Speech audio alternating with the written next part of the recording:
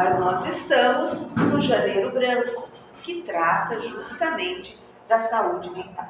E o Espiritismo, ele não pode ficar só pensando em quem já morreu. A gente também tem que pensar quem está aqui, enfrentando as dificuldades da vida e, por vezes, sem saber aonde procurar socorro, e quem está do lado, às vezes, nem percebe a agonia daquela pessoa. E isso é fácil de entender quando nós tomamos conhecimento de alguém que tira a própria vida, e a família e os amigos sempre se perguntam: como é que eu não percebi? Então existe uma necessidade do Espiritismo tratar desses assuntos. Tanto é que quando eu estava fazendo a pesquisa para a palestra de hoje, eu achei no FEAL, que é do grupo do André Luiz, da Federação Espírita, e do André Luiz, porque eles também estão dando muita ênfase a esse assunto. Então vamos lá. Falar de saúde mental é tabu e é preconceito. Se a gente tem alguém que você fale assim, procurou um médico, procurou um psicólogo, procurou um psiquiatra, a pessoa já se encolhe e diz: eu não sou louco. Sem entender que o psiquiatra existe para que a gente não fique louco, para que nós tenhamos equilíbrio, para alcançarmos um certo bem-estar e que não nos deixe ir lá. Quando nós passamos por um trauma e temos um médico renomado aqui entre nós, e me corrija quando eu errar, por favor, porque eu não sou da área, estou me atrevendo a falar sobre esse assunto. Quando nós passamos por uma crise muito forte, por um trauma, por uma experiência muito difícil, nós ficamos tão impactados que o coração acelera, a pressão sobe, o diabetes fica doido, não é verdade? E mentalmente os nossos hormônios também se desagregam. Se é uma pessoa mais sensível ou se é uma dificuldade a longo prazo, esse equilíbrio hormonal já não se faz com tanta facilidade. E daí precisa tomar um remedinho para ajudar a que nós mesmos procuremos esse equilíbrio. O remédio, ele não existe para tirar uma inflamação. É diferente de uma encravada. A gente precisa cuidar, tomar o remédio enquanto o médico prescrever, mas só o remédio não resolve. E é isso que nós vamos conversar hoje. Então, é tabu falar sobre isso. Então, eu assisti outro dia na rede social uma moça que falava assim: me disseram que eu sou normal demais para ser autista, mas eu sou esquisita demais para ser normal.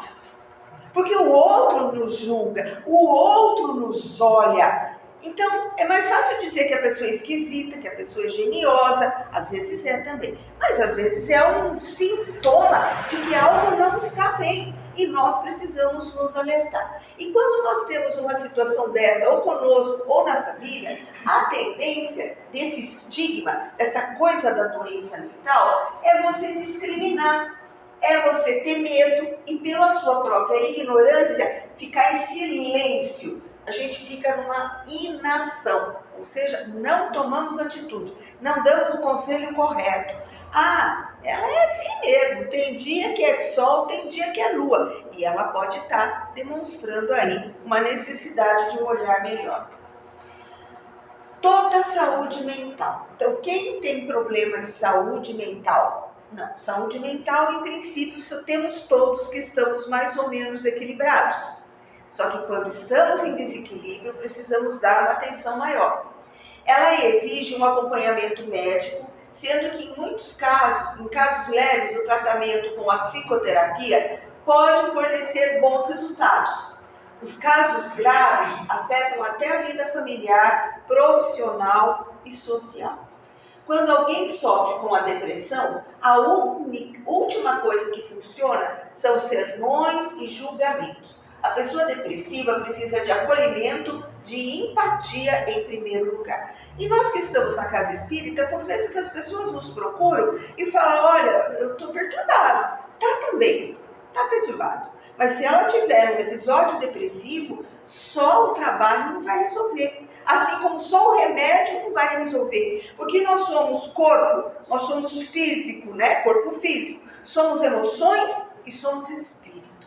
Então nós temos que ter um tratamento mais amplo para que a gente consiga chegar a esse equilíbrio. Não é a questão do apêndice. No apêndice, o trabalho na casa espírita é bom, que vai acalmar a pessoa, a gente pede para expirar os médicos, ele ajuda, né? Mas é um problema físico. Quando a gente fala em depressão, é físico, porque perturba as funções cognitivas, mas é também emocional e espiritual. E o papel do espiritismo no mundo contemporâneo exige que nós façamos a diferença. Então o espiritismo nos convida a olhar para nós mesmos, para a sociedade, para o aspecto biopsicossocial e espiritual, em busca de um cuidado do ser integral. José Carlos de Luca, me parece, tem um livro muito bom, O Ser Integral, né? O Homem Integral. Aponta a importância e igualdade do cuidado da saúde do corpo físico, da saúde espiritual, sempre tendo como base a ciência, recomendando segui-la conforme os avanços da sua época. Não foi isso que André Luiz, que Kardec falou? A gente está sempre questionando e sempre acompanhando o que diz a ciência. No capítulo 17 do Evangelho segundo o Espiritismo, vem a seguinte informação. As relações que existem entre o corpo e a alma, dizendo-lhes que por se acharem independência mútua, importa cuidar de ambos. Amai, pois, a vossa alma, porém cuidai igualmente do vosso corpo, que é instrumento daquela. Capítulo 17, item 11. Então, falar de saúde mental numa casa espírita não tem nada de absurdo, porque Kardec já trouxe essas orientações. Mas qual a estrutura dos aspectos biopsicossocial e espiritual? Biopsicossocial é bonito falar, né? Nós precisamos entender. No bi, de vida, de diversidade, de biologia, nós temos que buscar a ciência. Temos que buscar os recursos médicos, a psicologia e até os remédios que um bom psiquiatra vai nos orientar. O psico, mente, psiquismo. Precisamos cuidar das nossas emoções e sentimentos. A partir do quê? Do autoconhecimento, do autocuidado e das terapias convencionais.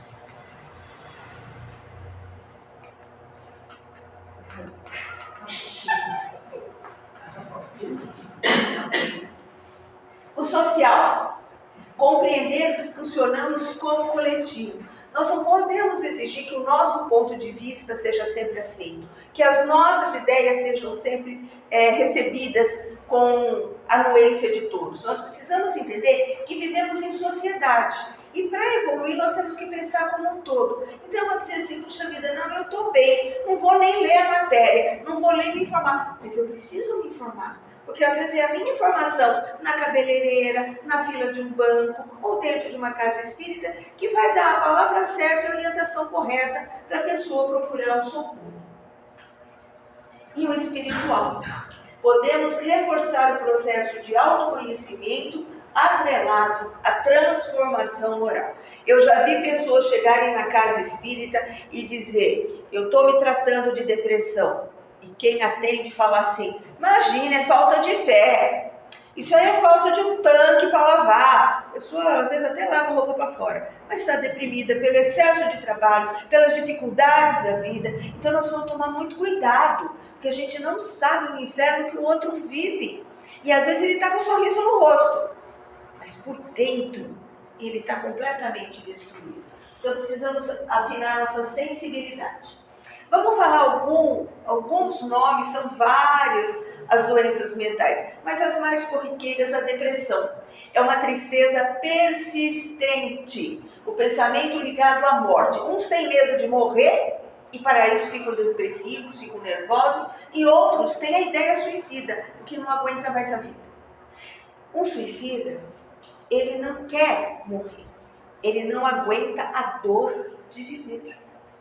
Então nós precisamos cuidar dessa pessoa, Não é com discursos, não é dizendo isso não é nada, vamos fazer um trabalhinho que tudo resolve, vamos fazer o trabalho, vamos para a fluidoterapia, água fluidificada, evangelho no lar, vamos fazer tudo isso que é essencial. Mas conforme a depressão, ele precisa ir para o médico. E nós precisamos mandá-lo ao médico. E aí diz tristeza persistente. Algum de nós já ficou triste em 2024? Teve uma experiência dolorosa, né? Alguém que se ausentou para outro plano, ou alguém que se ausentou para esse plano mesmo, mas que deixou nosso coração partido. Todos nós passamos por momentos de tristeza. O luto de uma relação, o luto da partida de alguém, do falecimento de alguém, mas a coisa passa. É normal se sentir triste às vezes, mas quando aquilo persiste, sai do razoável, e aí nós precisamos prestar atenção. Um desânimo absoluto, não quer nem levantar da cama, quarto fechado, não quer conversa com ninguém, um cansaço elevado e o sentimento é de desesperança. A Organização Mundial da Saúde diz que 300 milhões de pessoas pelo mundo sofrem hoje de depressão. E a Organização Mundial de Saúde diz que 5,8% da população brasileira está com depressão. Casos diagnosticados, porque só entra nos índices aqueles que estão diagnosticados e aqueles que não estão. Então é um percentual muito elevado. Quais as causas? Pode ser uma predisposição genética, o estresse físico e psicológico com acontecimentos traumáticos na infância ou mesmo na idade adulta. Doenças sistêmicas como hipotiroidismo levam a uma possibilidade de depressão, consumo de drogas e até certos tipos de medicamento. Às vezes está tomando medicamento por uma coisa e ele tem lá um efeito colateral que em algumas pessoas podem desencadear uma tendência para a depressão. Agora vamos falar do transtorno afetivo bipolar. O cara de manhã está no chão, no dia seguinte está numa agitação, numa euforia, ele é cheio de manias, ele é cheio de hipomanias, e depois ele tem os períodos assintomáticos, ou seja, ele não tem nada.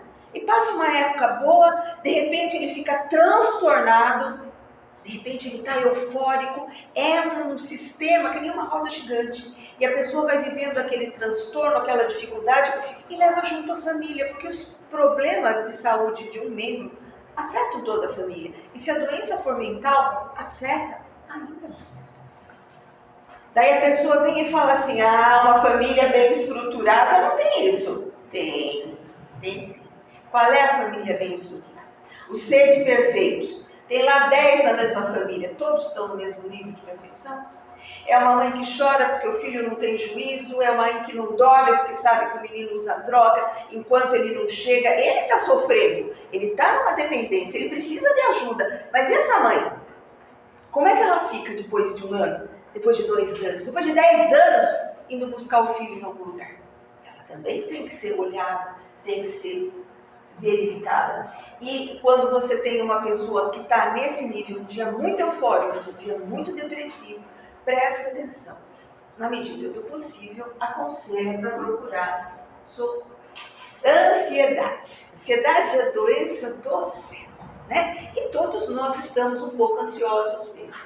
Ela é desencadeada por algum gatilho de estresse, um aborrecimento, uma situação delicada, um problema que aparece de repente. Nós somos os herdeiros dos homens de Neandertal, que quando via uma onça tinha que correr, não importa para onde, não importa como, porque ele não tinha forças de lidar com aquilo. Então o desespero é tamanho que ele não pensa, ele corre. Se a onça vai pegar esse ou vai pegar outro, porque todo mundo corria ao mesmo tempo, ele tinha que correr. E isso ainda está dentro de nós. Esse sistema de defesa do absurdo, do medo absurdo, ele surge de repente. E daí nós estamos que nem eles que saíram correndo por aí sem ter uma definição do que se deve fazer. São sensações de medo, apreensão, pensamentos catastróficos, angústia, inquietação, insônia, dificuldade de concentração, boca seca, náusea, formigamento, tontura, entre outros. Olha o sofrimento de uma pessoa que está em ansiedade. Para o outro, ela está ali sentadinha, quietinha, não tem nada. Mas lá dentro tem um vulcão em erupção. O desespero, um barulho mais forte, se ela tiver sido assaltada, faz com que ela perca todas as estribeiras. Porque na infância ela presenciou alguma coisa, um cheiro, qualquer coisa assim, pode detonar, pode ser esse gatilho que está falando aí. E daí você fala, credo, que ansiedade é essa? Se acalma, isso é falta de fé. É falta de fé. A fé ajuda, mas ela está num surto, ela está num momento que ela precisa de atendimento. Ele pode ter uma ansiedade generalizada. Tem gente que tem fobia social, né? Não consegue se comunicar, não vai em lugares que tem muita gente. Tem um pânico. Agora a fobia, ela também não se comunica com muitas pessoas. O toque. Gente, o toque, né? Transtorno obsessivo compulsivo, né? Eu, gente, juro pra vocês, às vezes eu já cheguei em casa, eu fico pensando se eu tranquei a porta do escritório. Às vezes pra eu ter sucesso. Tô falando de mim. Eu chego no carro, eu volto, chacoalho a porta, não tem maçaneta que me aguente. Porque eu fico com aquilo na cabeça. Em determinados momentos, essa ansiedade é maior, em outros não. Eu juro que não é falta de fé. Tá? Mas são situações, e daí você tem dois caminhos quando você está num problema assim. Ou você assume, reconhece, se aquilo que te acalma é voltar e ver se fechou a porta, faça isso, independente do que os outros vão pensar. Procure um atendimento se aquilo passar no limite do razoável. Os outros, ou a maioria, prefere fingir que não está acontecendo nada. Fica envergonhado. Eu não vou, imagine, vou falar o que de mim? Meus vizinhos lá já estão acostumados. Vira e mexe, eu estou lá, forçando a maçaneta. Por quê? Não sei. Acho que eu vou procurar um psiquiatra, né? Um psicólogo. O que será que aconteceu? Que porta eu deixei aberta na minha infância, sei lá, e que deu alguma zebra? E eu fico assim. Eu estou falando de mim, porque quando a gente fala de ansiedade, de depressão, a gente imagina pessoas tão distantes. E somos nossos filhos, somos nossos companheiros, pessoas que estão em casa com a gente. E que às vezes são vítimas de chacota, de brincadeirinha indevida, já está passando por uma dor, ainda tem que enfrentar uma série de circunstâncias. A OMS diz 300 milhões de ansiosos. Brasil, primeiro lugar, 9,39%. Quase 10% da população diagnosticada. Os casos não diagnosticados estão por aí, talvez até entre nós. Jovens. Esse é um assunto muito delicado, né? Os dados da Global Burden, não sei falar inglês, gente, da GBD, de 2019, mostram transtornos mentais em população de 5 a 24 anos. 5! Porque é o TikTok, é o bullying na escola, é a dificuldade, às vezes, de viver numa família que está se autodestruindo, filhos de mulheres agredidas, que vivem uma situação de violência doméstica, crianças que são maltratadas. Então, nós vamos de 5 a 24 anos. E entre os homens, os mais, na maioria das vezes, eles sofrem com problemas de alcoolismo e droga. Não procura o médico, não procura o remédio. O escape está onde? No alcoolismo. E entre as mulheres, são mais propensas a sofrer com ansiedade, depressão e distúrbios alimentares. Ou para de comer, come em excesso. Acho que eu estou nessa, gente. Porque nesse final de ano, pisei na jaca, como diz o povo. Quem não, né? Brincadeira à parte, o assunto é sério, mas a gente tem que levar com leveza, né? E entre os jovens, além dos outros aspectos, também influencia. A rede social, ele fica esperando os likes. Ele pôs lá alguma coisa, ele quer ver quantos likes ele vai ter. Ele fica numa ansiedade para ver. Os aspectos fragmentados da vida. Ele abre a internet, um está na praia, o outro está surfando, o outro está com skate, o tênis da moda. Ele fala, todo mundo tem menos eu. E aquilo não é verdade, porque a vida de ninguém é 100% perfeita, é 100% feliz. Às vezes ele pode estar surfando, mas não se sabe o inferno que ele vive em casa. E às vezes aquele que tem tão pouquinho, numa família pequenininha, simples, é aquele que está mais feliz que o outro que tem tantos recursos financeiros. Mas o TikTok, o que as redes sociais trazem para ele se compara e diz, só para mim que ele dá certo. Jogos de violência, muitas insinuações sexuais e o bullying. Porque o bullying não é só cara a cara, é também na rede social. E os jovens ficam perdidos. E os jovens já sofrem um processo de afastamento da família quando eles entram na adolescência. Aquele menininho que contava tudo para o pai e para a mãe, já acha que não, que agora ele é adulto, não tem que ficar falando com o pai. E às vezes chegam até nós relatos de crianças que se cortam, certo? Crianças que voltam a fazer xixi na cama, crianças que tentam o suicídio. Crianças, 9, 10 anos, tentam o suicídio. Porque a vida é muito dolorosa para viver. Olha que tragédia, né? Então, o que nós não estamos vendo? Ansiedade e espiritismo. Diz Kardec. Sabeis por que às vezes uma vaga tristeza se apodera dos vossos corações e vos leva a considerar a vida amarga? É que vosso espírito, aspirando a felicidade e a liberdade, se esgota, preso ao corpo que lhe serve de prisão. Em vãos esforços para sair dele. Ele quer ir embora. A vida está difícil demais. Reconhecendo inúteis esses esforços, cai no desânimo.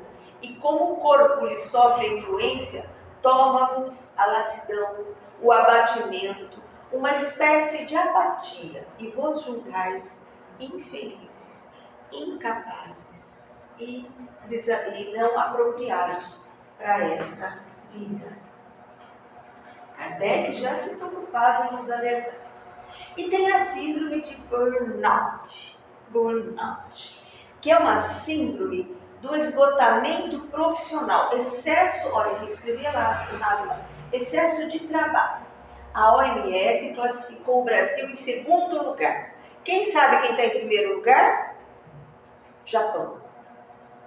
Porque a carga horária, a necessidade de produzir, a necessidade de estar sempre entre os melhores, traz um problema muito grande, inclusive a ansiedade. E os casos de suicídio entre jovens no Japão são muito grandes. Tá?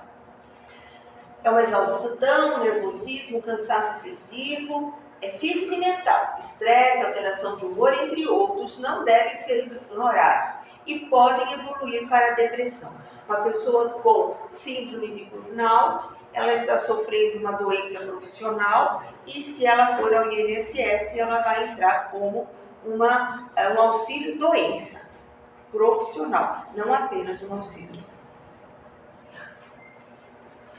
Agora querem mudar, né, a rotina de trabalho no Brasil, a jornada 6x1. Existe uma justificativa por trás dessas pretensões.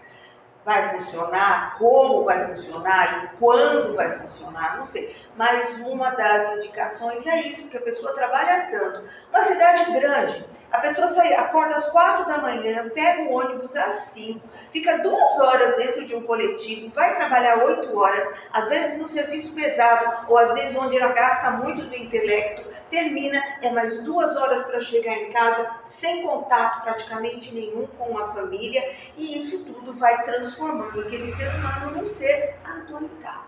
Lógico que não são todos que têm essa rotina, mas é algo a se pensar. Então, quando a gente vê na televisão, uma das justificativas seria o excesso de trabalho, a falta de convivência social e familiar do indivíduo, que ao longo do tempo vai adoecer.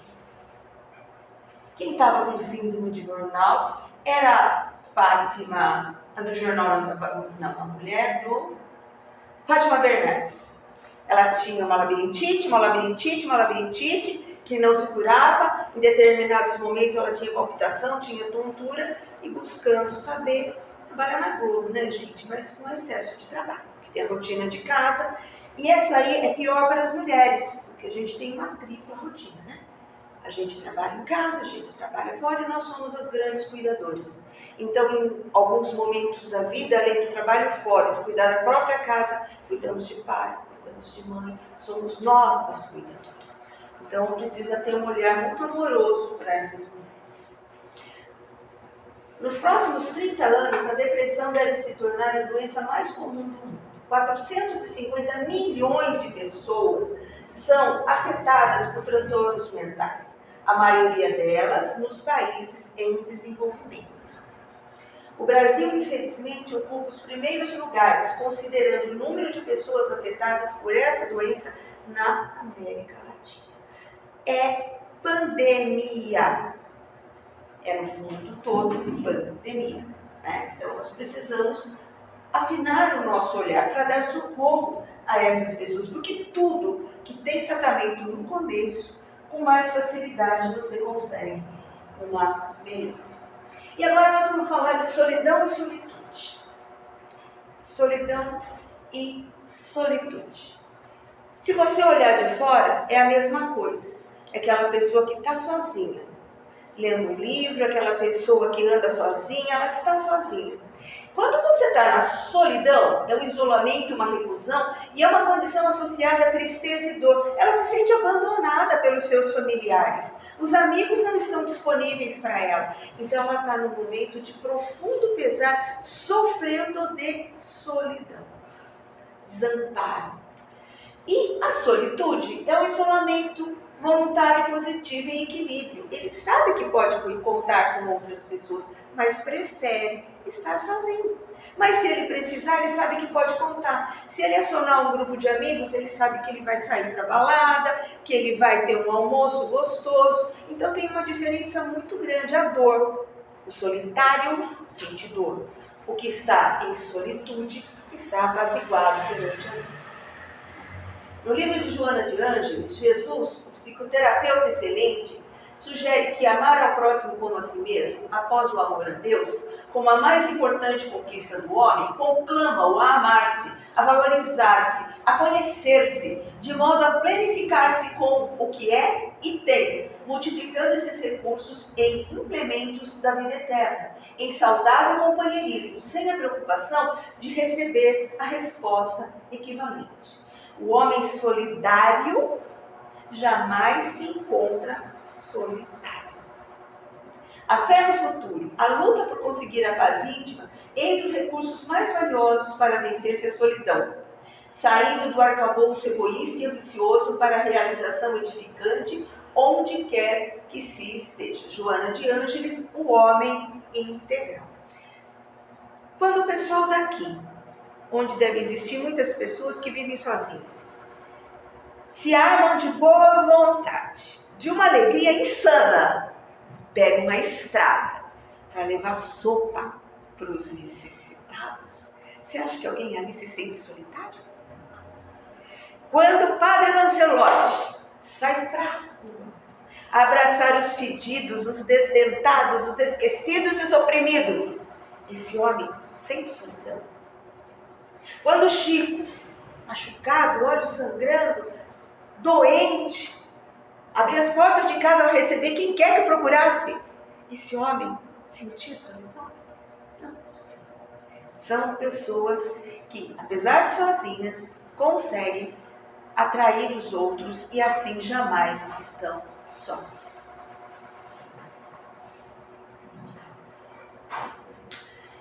Daí tem a culpa e o arrependimento também, que dá muita depressão, né?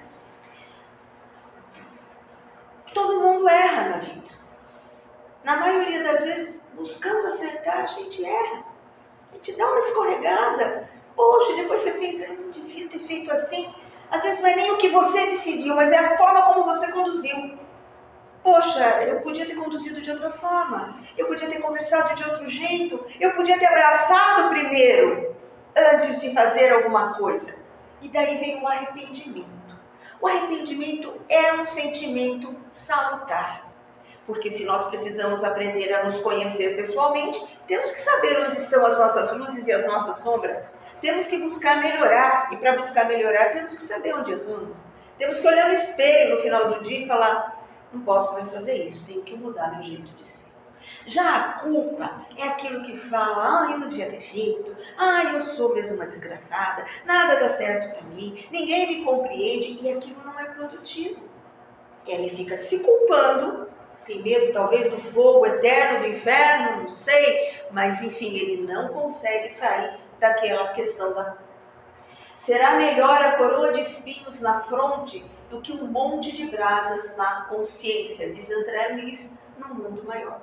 Mas nós devemos lembrar que mesmo quando erramos, existe uma passagem em Pedro que diz assim, que uma boa ação cobre uma multidão de pecados. Foi Pedro que falou isso, Pedro que era terrível, Pedro que errou um monte de vezes, Pedro um precipitado, Pedro aquele que ia, fazia e depois pensava que podia ter feito de outra forma. Pedro diz, uma boa ação cobre uma multidão de pecados. Não lamento o erro de um. Faz o teu melhor hoje e busca, tem um projeto de fazer sempre o melhor amanhã. E daí a culpa dá lugar ao arrependimento, que é um sentimento positivo, e nós vamos aprendendo a nos conduzir por esta vida. Haroldo Dutra, numa palestra que ele deu, essa frase assim me tocou profundamente. Ele falou assim, descrevendo o caso de uma pessoa em depressão, em síndrome do pânico, enfim, numa situação difícil, e essa pessoa teria dito, eu queria fugir de mim, mas onde eu ia? Eu estava lá. Você pode ir para Paris, você vai continuar com os mesmos problemas, porque não é um lugar. Você pode estar num monte de gente, você pode estar com seus ídolos do rock. Não, seus problemas continuam. Então, nós temos que resolver a maior parte das coisas conosco mesmos. E para isso existe a psicoterapia, existe a medicação, existe o centro espírita, existe principalmente o olhar que não julga e o abraço que acolhe. Essa é a receita para quem precisa de ajuda. E esse aqui, quem lembra? Heart, né? Vida, mas nada dá certo. Não faça porque vai dar errado. Gente, tem que dar certo. Tem que dar certo, a gente tem que tentar. Pior do que não conseguir é a tristeza de não ter tentado. Se eu acredito, eu vou pra frente. Não deu, mas eu tentei. Quem sabe eu tento de novo e dá certo, né? Daí vem a parábola da ostra, né? Que a ostra faz a pérola, mas não é sem sofrimento. A ostra só dá a pérola porque um grão de areia entrou dentro dela. E é um processo doloroso para ela. Mas ela transforma a dor numa pérola, né? Então, o que nós estamos fazendo com as nossas dores? O que nós estamos fazendo com as lembranças das pessoas que nos magoaram, que nos machucaram? O que nós estamos fazendo com os relacionamentos que não deram certo? Ou com a família que não nos acolheu? Lembrando sempre que nós nascemos na família que nós precisamos, não é nem merecemos, precisamos. Porque entre nós existem situações a serem ajustadas. Seu Mário, do Centro Fé, Amor e Caridade, ele dizia que família é um monte de pedregulho que é colocado junto num saquinho de couro. E conforme a vida vai passando, o saquinho vai agitando. E as pedras que se machucavam umas às outras acabam ficando arredondadas. E um tempo depois ninguém machuca ninguém. Bonitinha, mas tem muito a ver, porque às vezes é dentro da família que nós encontramos as nossas maiores dificuldades. Então nós temos que saber, estamos no melhor lugar possível. Temos que perdoar 70 vezes 7, mas lembrando sempre que perdoar não obriga a conviver. Perdoar significa, me liberto desse sofrimento, te liberto de toda a culpa. Mas se eu vou te dar acesso de novo, vai depender, né? Nunca fecha uma porta, vai deixar ela encostadinha, né? Não precisa conviver com aquele que não quer mudar. Então, perdoamos a mesma coisa várias vezes, porque é algo que nos machucou muito lá no passado, você fala, perdoei. No primeiro momento, se eu perdoo, mas não quero ver aquela pessoa nunca mais na minha vida. Isso não é perdão, né? Perdão também não é esquecimento. Esquecimento é Alzheimer, procura o médico, está doente. Nós não queremos esquecer. Perdão é lembrar e não sofrer mais com a lembrança do que se foi. E daí, um belo dia, alguém vem e cutuca alguma coisa e você fica com raiva da pessoa de novo e você tem que perdoar de novo pela mesma coisa. Que a gente acha que perdoa, mas não perdoa direitinho. Então vamos trabalhar esse perdão dentro de nós, que isso vai aliviar muito o nosso coração. E que façamos dessas dores pérolas. Essa imagem aqui, ela está com letrinha muito pequena, não vou ler, principalmente com medo de falar bobagem, e o médico ali tem que me corrigir, né? Mas as emoções atacam o nosso corpo. As emoções mexem nos nossos órgãos, no nosso cérebro, na nossa emoção, no timo, no pâncreas, no fígado. Por que a gente fala que teve que engolir o sapo? Porque aquilo está aqui, né? Então, todas as emoções mexem conosco. Esse filme que foi lançado agora, das emoções, como que é o nome, gente?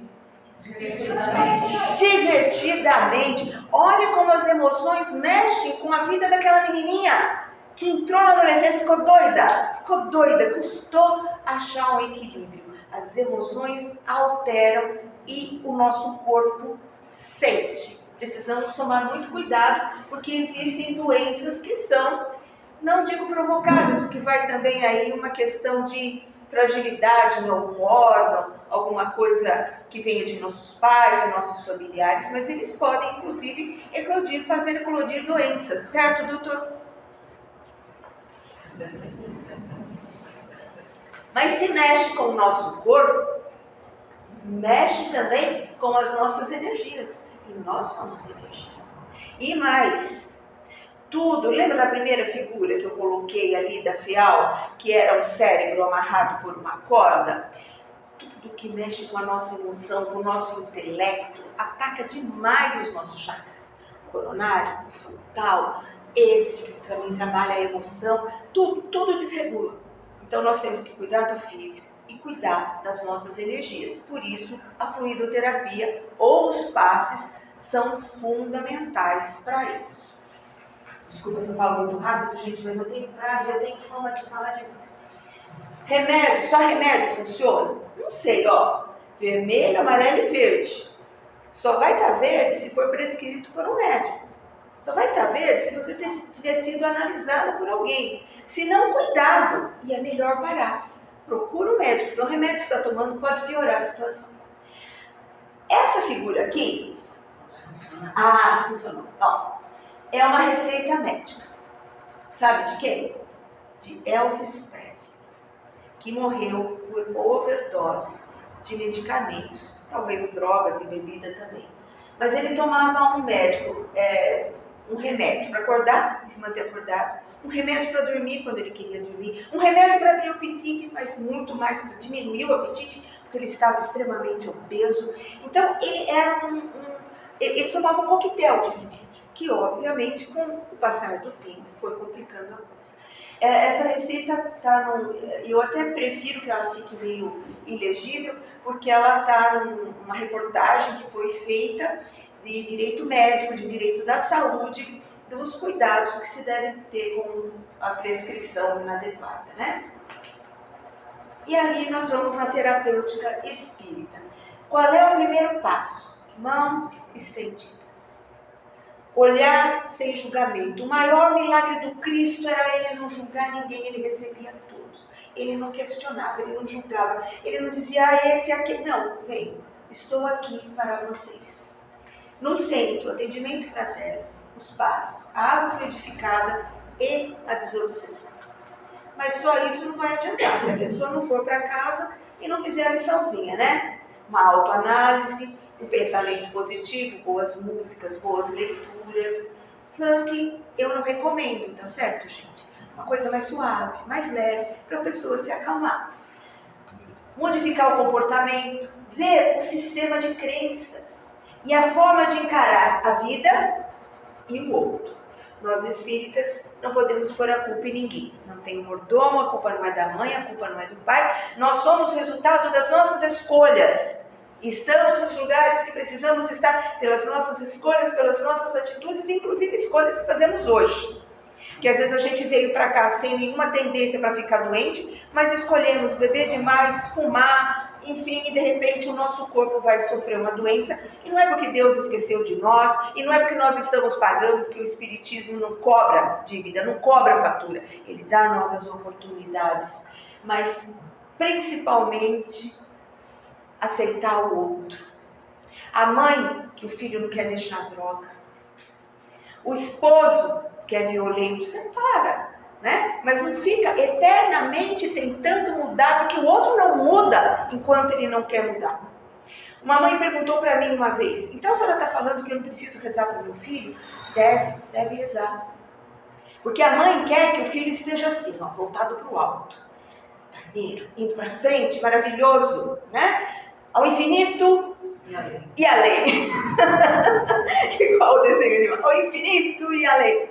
Mas ele quer aqui, ó, é só na rasteira.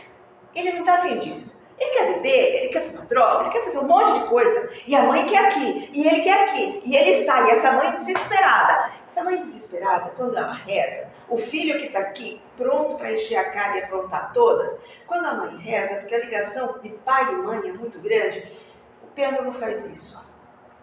Conforme o pêndulo faz isso, muita desgraça pode ser evitada. Todas, o livre-arbítrio é dele. Mas quando a mãe reza, quando a família reza, quando alguém ama reza, a consciência do outro acaba recebendo sutis influências. E nessa mudança do pêndulo, muita coisa pode mudar. Esperando que um dia ele vá ao infinito e além, né, gente? Mas é quando ele quiser. E aceitar isso é tão difícil. Maria Madalena foi liberta de 7 demônios. Então ela estava num processo obsessivo. E Jesus disse: eu te chamei pelo nome, você é minha. Mas ele chamou pelo nome, porque ela ouviu o chamado. Ele chamou pelo nome e disse: você é minha, porque ela aceitou seguir. Com todas as dificuldades do caminho, com todas as suas próprias dificuldades, ela aceitou. Ela não era perfeita, como nós também não somos. Ela havia errado muito, como nós também erramos. E mesmo Jesus diz: você é minha, vem comigo. Quando a pessoa aceita isso, e ela tem uma religião, qualquer que seja a religião, se for espírita, melhor. Mas se ela for uma outra religião, ok também. Quando ela ouve esse chamado e segue, ela também vem. Melhore tudo dentro de você, para que tudo melhore ao redor dos seus passos. Deseja. Solidários, seremos união. Separados uns dos outros, seremos pontos de vista. Juntos alcançaremos a realização de nossos propósitos. Juntos, procura, vai numa igreja, procura um grupo de estudo, volta para a faculdade, vai aprender um curso, se una com outras pessoas. Abra o seu coração, porque haverá ao seu redor pessoas capazes de te entender, te aceitar e te ajudar. Talvez sejamos nós. Trocando uma letra de solitário para solidário, carregando uma criança nos ombros, fazendo uma alegria para alguém, para um idoso, para um necessitado, nós não nos sentiremos sós. Para ir rápido, vai sozinho e vai ter a depressão lá na frente. Mas se quiser ir longe, vá mais devagar, mas vá acompanhando. E estamos no Janeiro Branco. Janeiro Branco é uma lei do Ministério da Saúde, porque dezembro é uma época que também tem muito suicídio, pela lembrança daqueles que já foram. E quando a gente fala em suicídio, nós não estamos falando apenas do que dá manchete, a pessoa que se enforca, que dá um tiro, enfim, essas situações tão difíceis que nossos irmãos por vezes se impõem. Nós estamos falando daquele que deixa de tomar remédio de propósito, ou toma remédio demais também de propósito, na tentativa de abreviar a sua vida. Então dezembro já é delicado. Mas janeiro, na virada do ano, a gente pula 7 ondas, depois fala dos umbandistas, mas a gente pula 7 ondas, a gente acende, fazemos as nossas brincadeiras, não é verdade? Mas é um começo de ano em que nós fazemos muitas projeções. Não vamos fazer promessas, vamos nos comprometer, é diferente.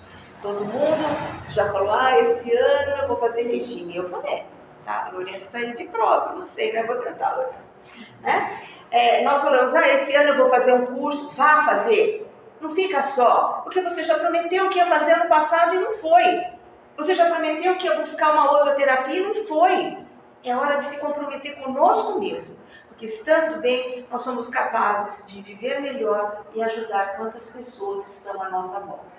Aqui em São Roque nós temos um departamento de saúde mental que é muito interessante o atendimento que eles fazem. Se tiverem conhecimento de alguém, encaminhe. Pode passar pela UBS primeiro e eles encaminham. Mas pessoas com ideário suicida podem ir direto lá, porque eles são atendidos e tem uma psiquiatra que para o que está fazendo para atender casos assim. Então, desculpem se hoje o tema foi tão pesado. Desculpem, eu que gosto tanto de falar de Jesus, não poderia deixar de semear aquilo que ele queria. Porque a ajuda não é só entregar um pedaço de pão. A ajuda não é só entregar a cesta básica. Passa por isso. Mas a ajuda é olhar no olho do outro e ver aquilo que a gente pode ser realmente um divisor de águas. Ajudar as pessoas. Porque ninguém se envergonha de ter que tomar insulina. Ninguém se envergonha de tomar remédio para pressão. Mas se falar que está tomando um tarja preta, que o médico prescreveu, tem vergonha de dizer que está passando por um problema de saúde mental. Esse estigma tem que ficar de lado. Jovens, olhem para os seus colegas dentro de uma sala de aula. Mães, olhem para os seus filhos, olhem para os seus pais, porque a depressão no idoso também é muito grande. E eu espero que Deus, na sua imensa misericórdia, nos ampare, nos intua e nos faça instrumento da sua paz. Sim.